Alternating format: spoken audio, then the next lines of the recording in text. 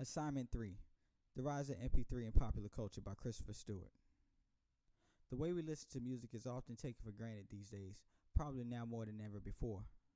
Casually walking down the street, you can run into a random person and bid a friendly hello but receive no response. In fact, that person might not give you a second or even a first look. Don't be offended. You might want to take a closer look and see that their hearing may be obstructed by a tiny device connected to their ears.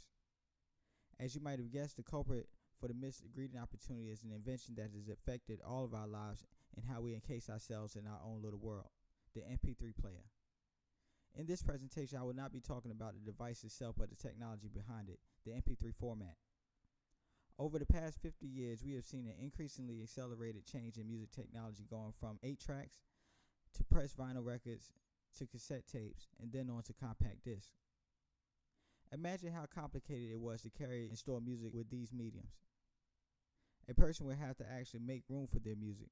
Very rarely you will see someone throw away CDs, tapes, and records, but they will always buy more, taking up more and more space until after a while they will find themselves drowning in the sea of their own musical archives. But around the turn of the century, the rise of the internet would make way for a want and a need for us to receive our music faster and more conveniently. Let's not forget, we want to keep the same great quality too, if not better. Well, thanks to German researchers Dieter Zeitzer and Karl-Heinz Brandenburg, we got just that when we were able to finally access our music and download it to our personal computers, allowing us to save our vast collection on a hard drive and transfer them over to our many players, fitting them into our pockets. This was quite a feat. In fact, this was so impactful that it literally changed the face of the music industry and how we enjoy music altogether. No longer are the days do we take the time to go to our local record store and purchase entire albums from our favorite artists just to gain access to 2 or 3 songs. We don't even think about making sure we bring our favorite records along with us and having to worry about misplacing them while we are away. The most popular use of the MP3 and its consumption to date has been catered by tech giant Apple with its inventions of iTunes, it being described as the world's best and easiest jukebox software. They have been able to capitalize on this with its vast catalog of music and ever-expanding line of trendy music players, allowing them to generate almost $5 billion in net profit a year.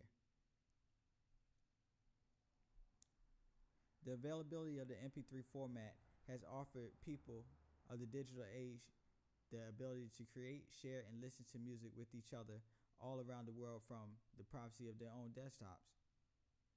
This has both been good and bad for the industry through the years, as the rise of digital music distribution has created countless new avenues for individuals and companies alike to easily access and make a decent living from music. However, it has also impacted the way music is manufactured, making the previous forms of how we play music largely obsolete.